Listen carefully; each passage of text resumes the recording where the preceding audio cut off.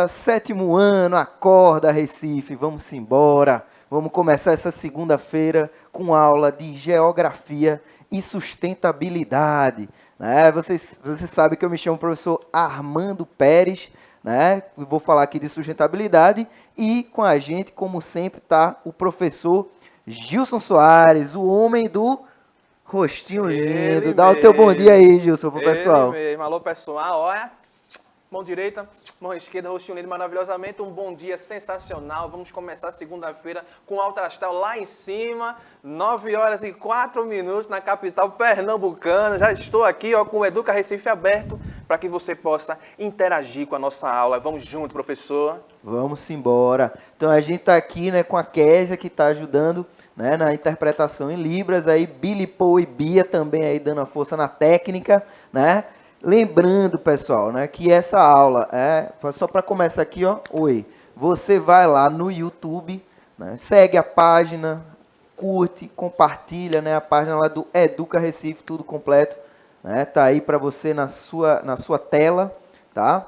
E também você pode usar o QR Code, né, que vai aparecer aqui embaixo também, para poder fazer o download, ó, tá aqui, o download, né, do aplicativo para assistir as aulas, para assistir reprise, tá certo? Vamos voltar aqui só para o tema das aulas, né? Primeiro, a gente está dando uma continuidade no trabalho, né? Como a gente vai iniciar com sustentabilidade, o tema é etnia na sustentabilidade. Né? E em geografia a gente vai falar sobre sociodiversidade, beleza? Então, um tema que está bem relacionado aí. Então, no primeiro slide de sustentabilidade, a gente já tem aí uma bela paisagem, né? Para começar essa segunda-feira com essa imagem aí inspiradora, tá?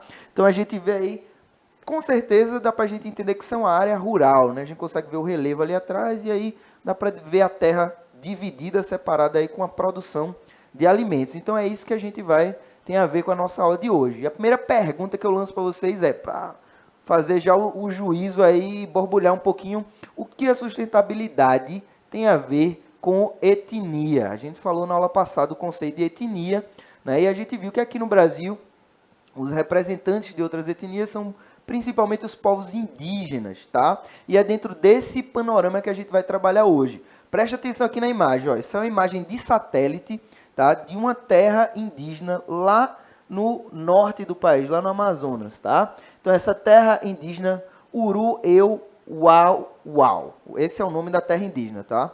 Então vocês conseguem ver que existe uma área aí bem verde, né, destacada, e ao redor, né, tem outras regiões que estão mais picotadinhas assim, né? A gente consegue ver umas linhas, né, e consegue ver uma diferença de cores. Então isso é o que a gente usa para interpretar a imagem de satélite, né? A gente vê o que é que aquelas cores ali significam, tá? Então vamos seguir observando essa imagem. Ó, eu aproximei um pouquinho aqui a imagem, vocês conseguem ver, né, que tem uma área bem delimitada, né? E ao redor, vocês conseguem ver que existem resquícios de mata. Então, isso aí é o quê? É a área que que teve a vegetação desmatada. Já na parte mais central da imagem, você consegue ver uma área com uma vegetação mais conservada, né? Então, a gente subentende que essa área, essa terra indígena, ela consegue manter, né, a natureza mais preservada. Né? E vocês conseguem ver o limite, né, bem certinho aí da área onde começa a devastação e da área onde começa a proteção. Beleza? Vamos seguir aqui, ó, só mais uma imagem, então dá para ver nitidamente, né, esse impacto aí no solo, né, o solo exposto, quer dizer que a vegetação foi retirada. Vamos continuar aqui, mais uma, beleza. E aí a pergunta é, já que a gente viu isso aí, como é que os conhecimentos ancestrais, né, já que a gente não vive em territórios assim indígenas, podem ser usados atualmente? Ou seja, como é que esses conhecimentos são relevantes para nós? Eu trouxe aqui para vocês o conceito de agrofloresta. Agrofloresta é um tipo de sistema produtivo, né, sustentável, que vai utilizar não só técnicas mais equilibradas, né, sem usar agrotóxicos, mas também vai tentar entender a unidade agrícola, ou seja, a fazenda, o sítio, enfim, a unidade produtiva, como um ecossistema único. Né? Então, tudo que vai ser plantado ali, tudo que vai ser produzido ali, tem uma noção de equilíbrio, ou seja, você não vai trazer uma espécie nativa da Índia, por exemplo, para colocar lá na agrofloresta. Apesar de que aqui no Brasil, muitas plantas são de fora, né? Por exemplo, da Índia, por exemplo, a mangueira, né, que a gente encontra em todo canto, é uma árvore que é nativa da Índia, por exemplo, tá? Só para a gente entender que nem todas as árvores que nós vemos aqui são naturais do nosso território, né? Muita coisa foi trazida. Vamos seguir, ó.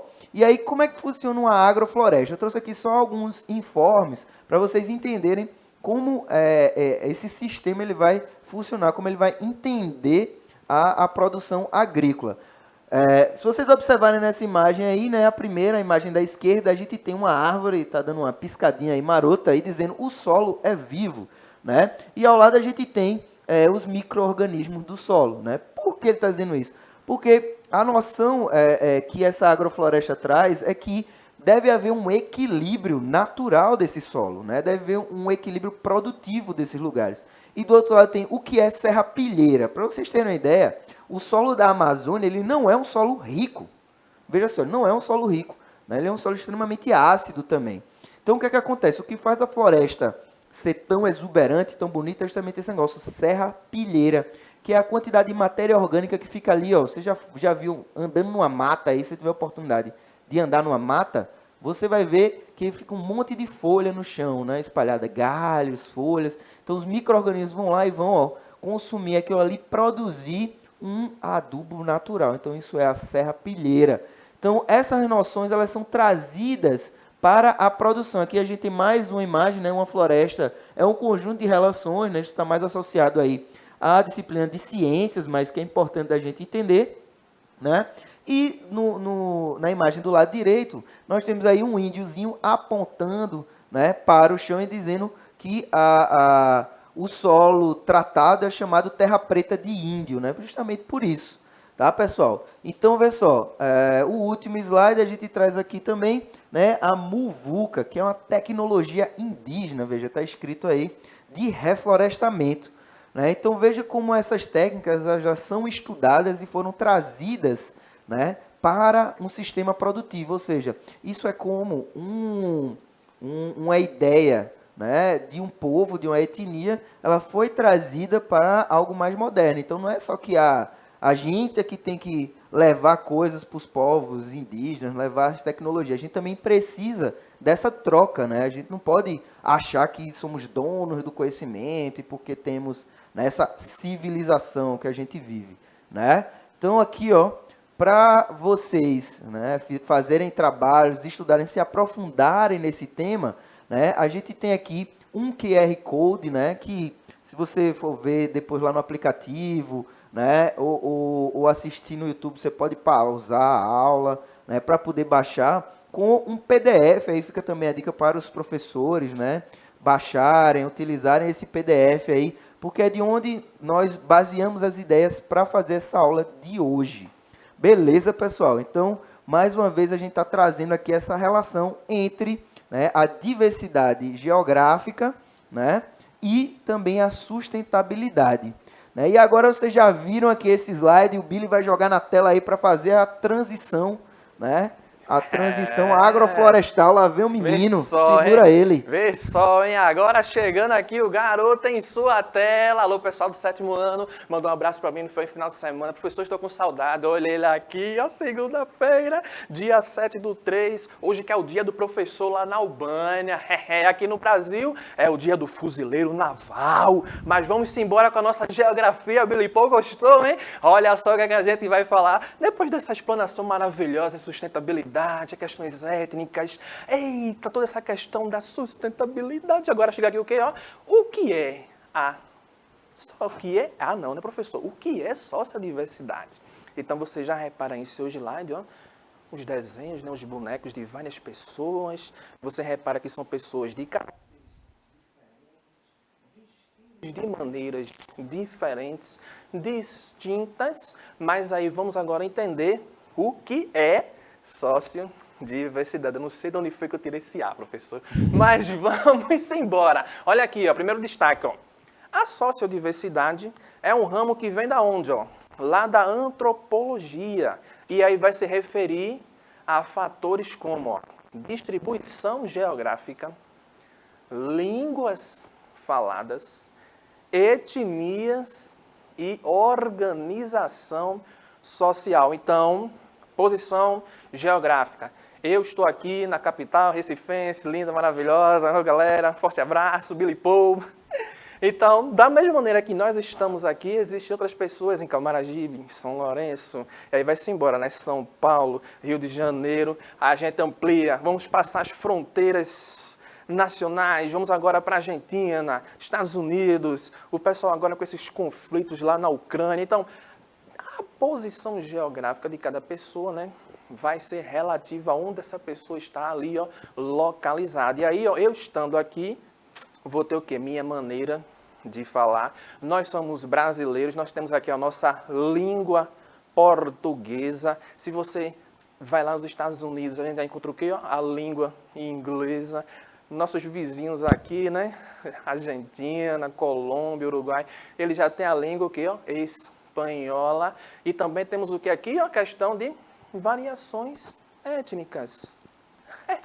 Se lembra aí que o professor estava falando de comunidades indígenas, já é um tipo de variação étnica. E também o que? De organização social, a depender do grupo em que você faz parte, se você é uma pessoa religiosa ou não, se você tem uma tradição cultural, outra pessoa já tem outra. Então, tudo isso vai interferir e vai dar o que? A sua identificação pessoal. E aí está escrito ali, ó, o Brasil possui grande sociodiversidade. Estamos no país com dimensões continentais, dividido aí em 5 regiões, e dentro dessas regiões as pessoas vão ter características que vão lhe diferenciar. Eita, quase que não vai sair, professor, que vai ser diferente das pessoas de outras regiões, e aí vai depender de uma sequência de outros fatores para dar essa identificação pessoal desse indivíduo, beleza? Olha aqui, ó, essa imagem maravilhosa que chega em sua tela, ó, várias pessoas distintas, sorridentes, ali do lado a bandeira do Brasil. Nós temos aí uma grande variedade étnica no nosso território nacional, e aí daqui a pouco você vai entender por que nós temos essa variação étnica. Olha o slide que chega aqui, ó. Sociodiversidade, multiculturalismo, tolerância e inclusão. Sociodiversidade vai ser o quê? Ó? É a convivência tranquila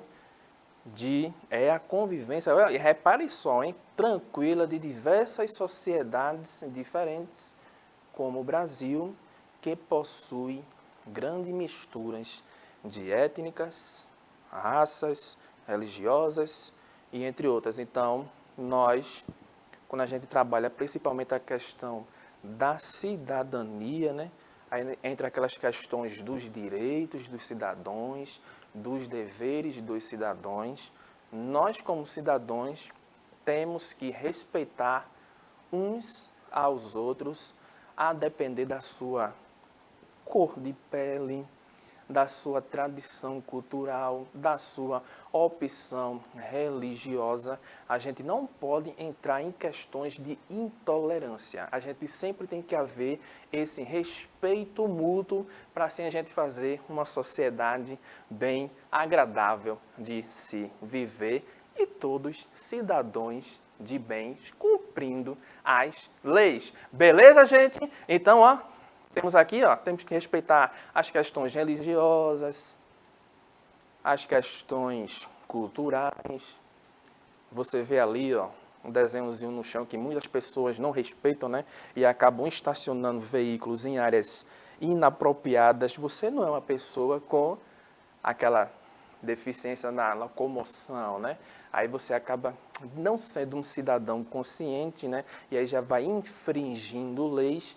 Mas você aqui, estudante do 7º ano, nessa aula de geografia, você é um cidadão consciente, você respeita as diferenças, você é um cidadão de bem, beleza? Olha aqui o que chega na sua tela, os locais de trabalho, as escolas são cada vez mais constituídos por vários grupos culturais. Essas variedades contribuem com competências linguísticas, novas formas de pensar, novos conhecimentos e diferentes experiências. Então, o que é que ele quer dizer com isso? Se, por exemplo, o seu professor aí agora, minha gente, a atividade de hoje vai ser diferente. Vamos abrir agora um círculo na sala e vamos debater sobre um determinado texto. Você pode estar numa aula de história, numa aula de geografia, numa aula de português. Aí tem um textozinho lá que o professor de português, por exemplo, vamos aqui, gente, estudar esse texto. Aí tem um textozinho lá falando da ida de Billy Paul à praia. Aí tem lá as características que Billy viu isso, aconteceu aquilo com Billy, aí Billy nadou, Billy surfou. Mas aí quando o professor abre para uma roda de diálogo, você já vai ter um pensamento, o seu coleguinha já pode pensar de uma forma diferenciada da sua. Uma questão que você não percebeu, o seu coleguinha já atenou e também já dialogou sobre aquilo. Então você vai ver que todos os seus coleguinhas que estão ali na sua sala vai ter um pensamento próprio. Ninguém vai pensar de uma forma igual, porque nós somos seres humanos distintos, cada cá tem a sua identificação pessoal, beleza? Fica ligado nisso aí. Aí tem toda aquela questão, né, das experiências vividas no mundo, do seu ciclo social em que você vive. Cada pessoa vai trazer um conhecimento que é importante na construção individual e também do coletivo. Beleza, gente? Fica ligado nisso aí. Ó. Olha, no Brasil, essa diversidade é ampla, olha, desde o processo de colonização.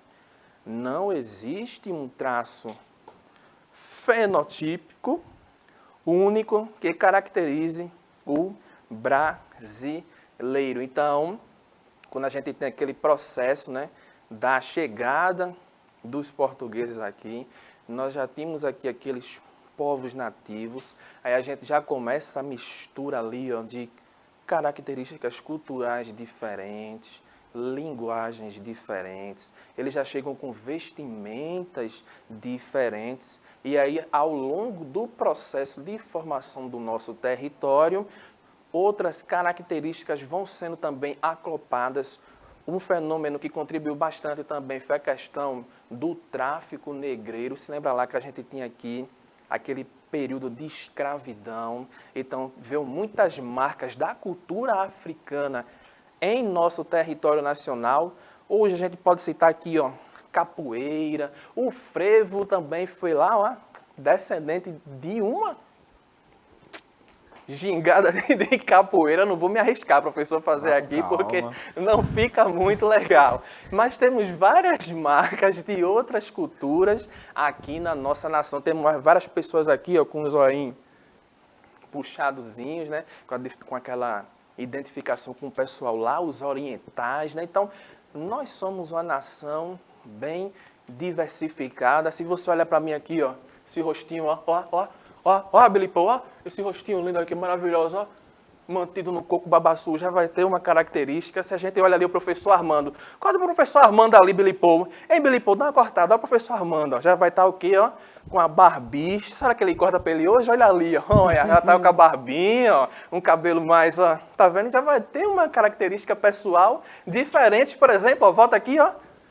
o rostinho lindo, né? Então, assim, o povo brasileiro não vai ter aquele traço fenotípico, que aquilo que a gente observa, que vai dizer, eita, esse daí é brasileiro. Cara, que a gente vai se identificar pelo nosso jeito, né? Nossas culturas, nossas tradições, né?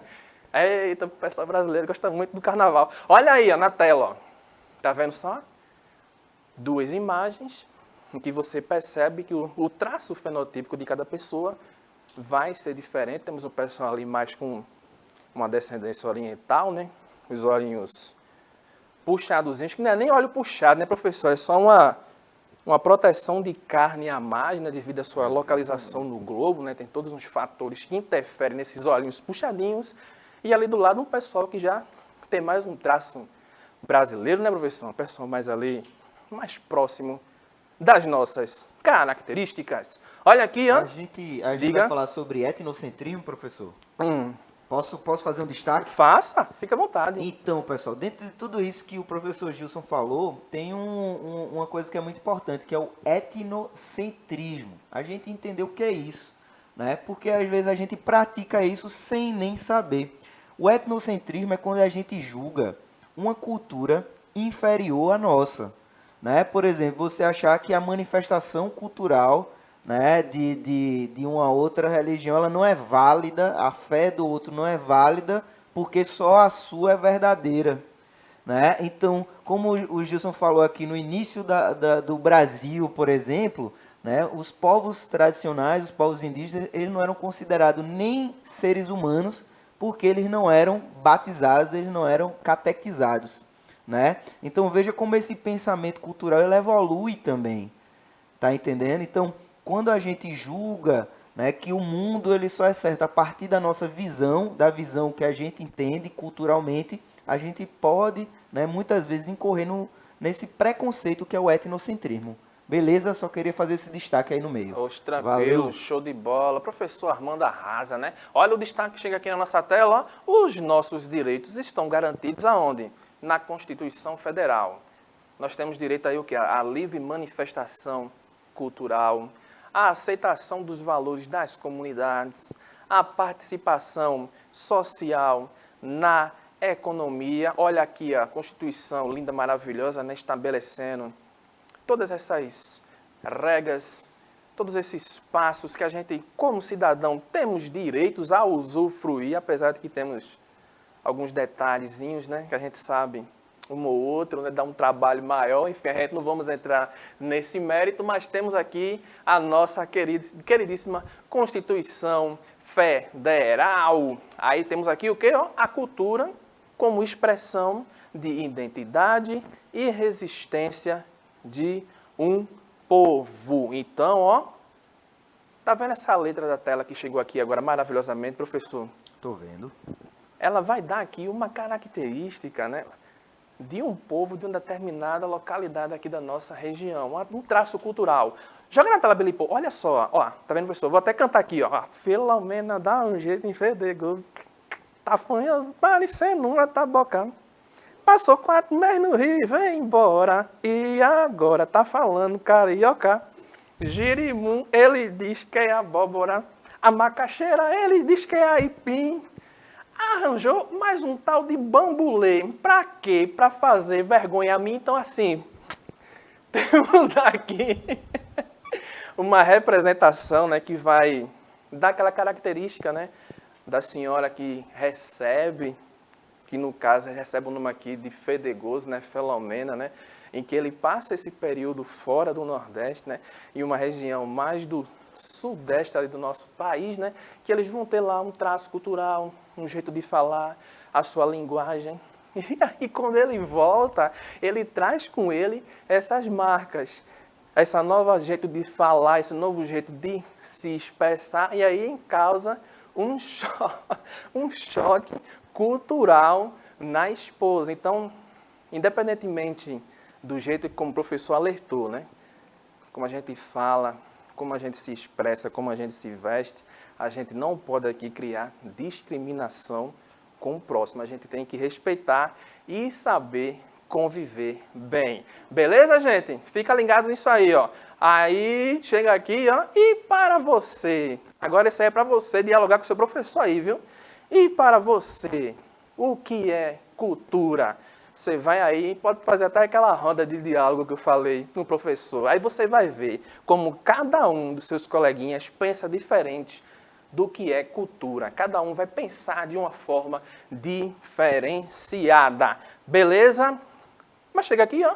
A cultura é o que cria o quê? A nossa identidade e compõe o quê? O nosso sujeito e grupo de pessoas. Uma somatória aí de quê, ó? De gostos, hábitos, crenças e dos mais variados costumes. Aí vai chegar aqui na sua tela agora um videozinho que vai retratar um pouco de tudo isso que a gente vem falando aqui na nossa aula de hoje. Assista esse videozinho aí, é curtinho, é rapidinho, hein? moçada, tudo bem com vocês? Hoje nós iremos conversar um pouco sobre o respeito às diversidades. Mas você sabe o que significa diversidade? Bom, na figura abaixo, nós estamos vendo uma porção delas. Estamos vendo diversidade cultural, biológica, étnica, linguística, religiosa. Enfim, diversidade significa variedade, pluralidade, diferenças. A diversidade cultural, por exemplo, inclui linguagens, tradições, culinária, danças, religião, costumes, vestimentas, modelos de organização familiar e entre outras muitas características próprias das pessoas que habitam determinado território. Vejamos então como nós devemos nos relacionar com os outros, tendo em vista essas diferenças. Então, vocês viram aí, né, que independentemente da variedade, da composição, da formação do grupo social que você vai estar ali interagindo, a gente tem que sempre respeitar as diversidades. Aí o professor Armando já vai se despedindo aí, ó. Adiós, queridos. Boa semana, bons estudos. Um abraço. Tchau, tchau. Gente, é isso aí, um forte abraço. Rostinho lindo, maravilhosamente. Vai ficando aqui. O Barbinha Linda também já se despediu. Até semana que vem, sétimo ano.